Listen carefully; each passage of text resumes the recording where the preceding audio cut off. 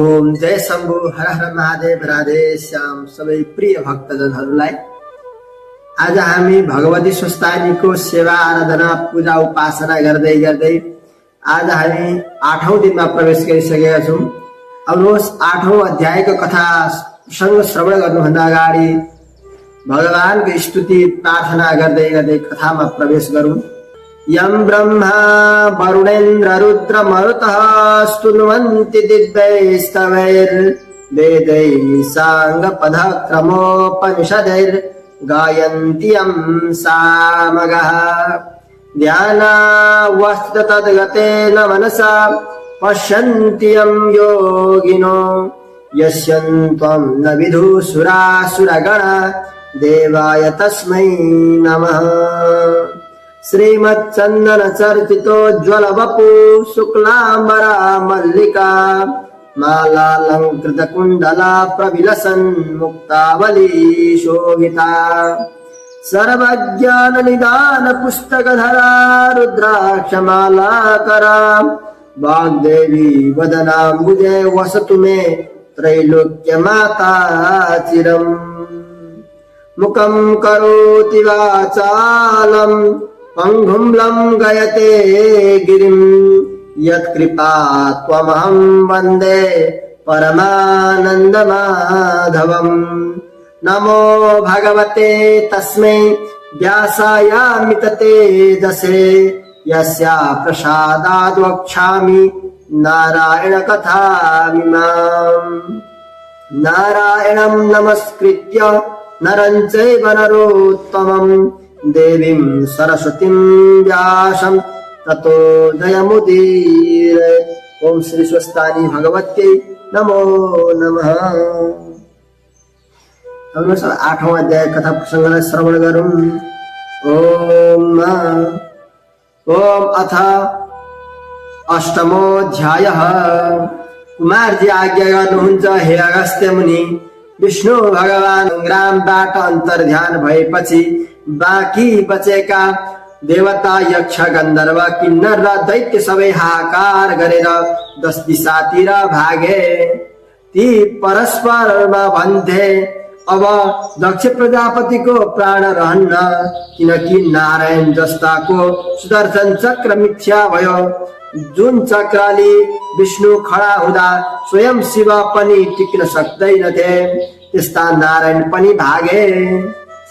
अब हाम्रो क्षुद्र पराक्रमले के होला, तस्मात् अब आफ्नो प्राण रक्षा गर्नु नै उचित हो भन्दै 10 दिशा भागे।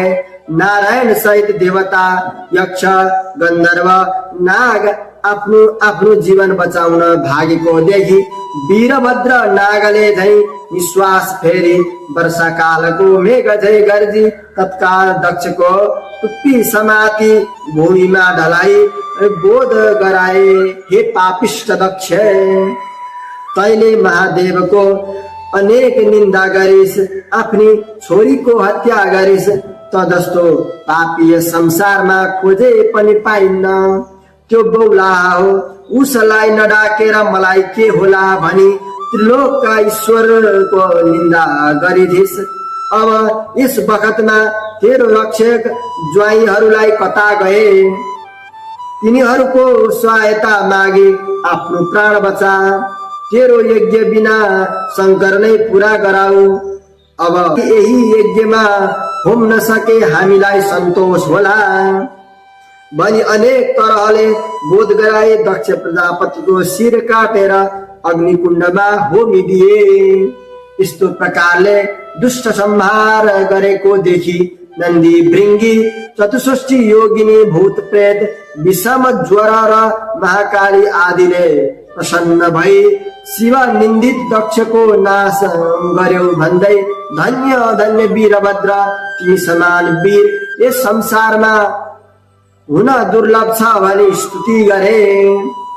त्यसपछि दक्ष प्रजापतिकी स्त्री विरहिणीले आफ्ना पतिको शिर यज्ञ कुण्डमा होमिदिएको देखेर अत्यन्त अधैर्य भई ठुलो हावा चल्दा केराको थाम ढले झै पृथ्वीमा ढले मूर्छा परिन्। केही बेरमा चेष्टा आयो र शोक गर्न थालिन्, हे नाथ मलाई यस अवस्थामा अनाथ तुल्याई कता गयो। जगदीश्वर महादेवलाई यज्ञमा नडाक्दा यस्तो भयो। हे मूढ, व्यर्थको अभिमान मनमा लिएर शिवको निन्दा गर्दा आफू मृत्यु प्राप्त भयो। मेरो यो गति भयो भनी अनेक प्रकारले शोक गरेर वीरभद्रसित प्रार्थना गरिन्। हे ईश्वर, हे ईश्वर, मेरा पति दक्ष प्रजापति अज्ञानी मूढ र अभिमानी पनि हुन्। तिनलाई कुनै चेष्टा पनि थिएन। त्यस्तो मूढको नाश गरेर हजुरको के कीर्ति होला। मलाई विधवा नतुल्याई स्वामी वरदान दिनुहोस्। हे वीर, आफ्ना सृष्टि आफैले संहार गर्नु अनुचित हो। सृष्टि स्थिति संहार गर्ने महारुद्र पनि, यी महादेव पनि तिमी, आदि मध्य अन्त्य नभएका ब्रह्मा विष्णु शिव जे भने पनि तिमी नै हो। हे भक्तवत्सल, मेरो मुख हेरी मेरा स्वामीको सबै अपराध क्षमा गरेर जीवन दान दिई सौभाग्यवती बनाइदिनुहोस् भनेर स्तुति गरिन्। इन्द्रादि देवताले पनि स्तुति सुनि आकाशबाट पुष्प वृष्टि गरे। हे वीरभद्र, दक्ष प्रजापतिलाई जीवन दान दिई वीरहिणीलाई सन्तोष दिनुहोस् भनी आकाशवाणी गरे। देवताहरूले को यस्तो आग्रह गरेको र वीरहिणीको चिन्तित अनुहार देखेर मनमा करुणा उत्पन्न भयो र वीरहिणी तर्फ हेरी वीरभद्रले भने, हे वीरहिणी, तिम्रो स्तुतिले म प्रसन्न भए। म तिमीलाई स्वामी वर दिन्छु र तिम्रो स्वामीको शिर मैले अघि नै अग्निकुण्डमा होमिसके। अब यज्ञमा बलि दिएको बोकको शिर जोडेर जीवित पारिदिनेछु। किनकि दक्षले जगदीश्वरको साह्रै निन्दा गर्यो, अतः यो पशु हो, यसले पशुकै टाउको जोडिदिन्छु। यस्तो वीरभद्रको वचन सुनि वीरहिणी हुन्छ भनी अञ्जली जोडी उभिरही। अनि वीरभद्रले यज्ञशालाबाट बोकाको शिर मगाई पछितिर मुख फर्काई जोडी दक्ष प्रजापतिलाई जिलाइदिए। दक्ष प्रजापति जीवित भएपछि वीरहिणीले मनमा सन्तोष मानी छागा मुख अर्थात बोकाको टाउको भएका स्वामी सहित वीरभद्र र महाकालीलाई दण्डवत प्रणाम गरी आफ्नो घर गए।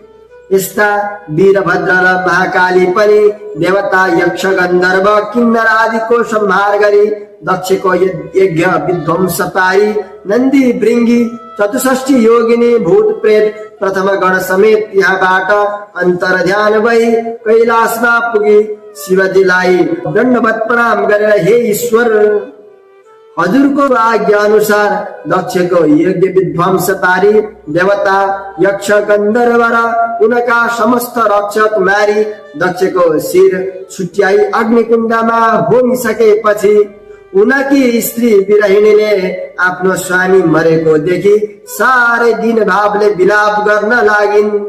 त्यो देखेर मैले अग्निकुण्डमा बलि दिएको बोकाको शिर ल्याएर पछाडि मुख फर्काई जोडेर दक्ष प्रजापतिलाई जिलाइदिए भनी बिन्ती गरेर महादेव प्रसन्न भई, हे वीरभद्र, हे महाकाली, तिमी धन्य रहेछौ, म प्रसन्न भए।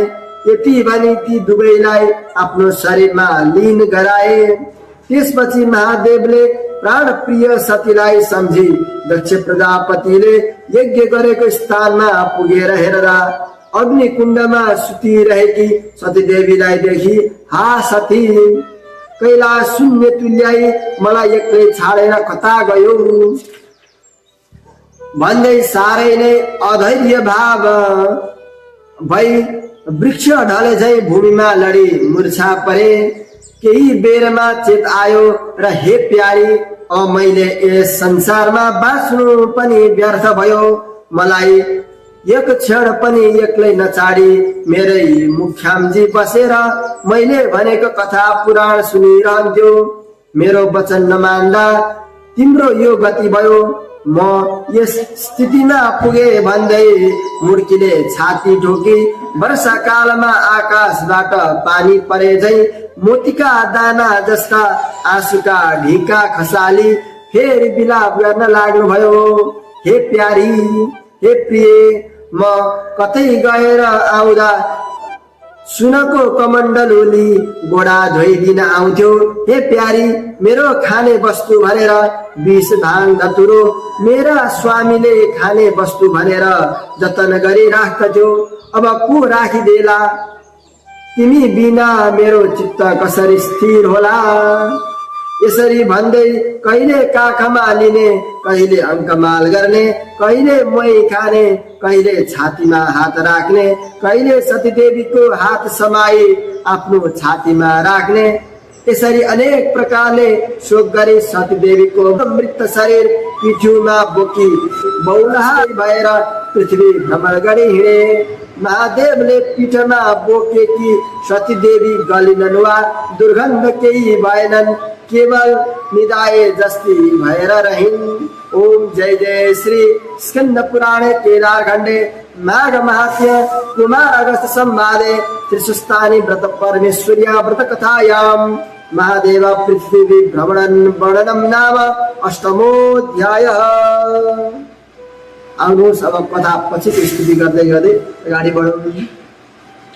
ओम उपनयतु मंगलम वा सकल जग मंगलालयः श्रीमान दिनकरण किरण निबोधित नवनयतर निवेक्षण कृष्ण काले वर्षतु पर्जन्य पृथिवी सस्यशालिनी देशोऽयं क्षोभरहितो ब्राह्मणा सन्तु निर्भयः अपुत्रा पुत्रिणा सन्तु पौत्रिणा सन्तु पौत्रिणा निर्धना सदना सन्तु जीवन्तु शरदां शतं तत्रैव गंगा यमुना च तत्र गोदावरी सिन्धु सरस्वती च तीर्थानि सर्वाणि वसन्ति तत्र यत्राच्युतो तारकथा प्रसंगा या कुन्देन्दु तुषारहार धवला या शुभ्रमस्तापिता या वीणा वरदण्ड मण्डितकरा या श्वेत पद्मासना या ब्रह्माच्युत शंकर प्रभृतिर्वेदैः सदा वन्दिता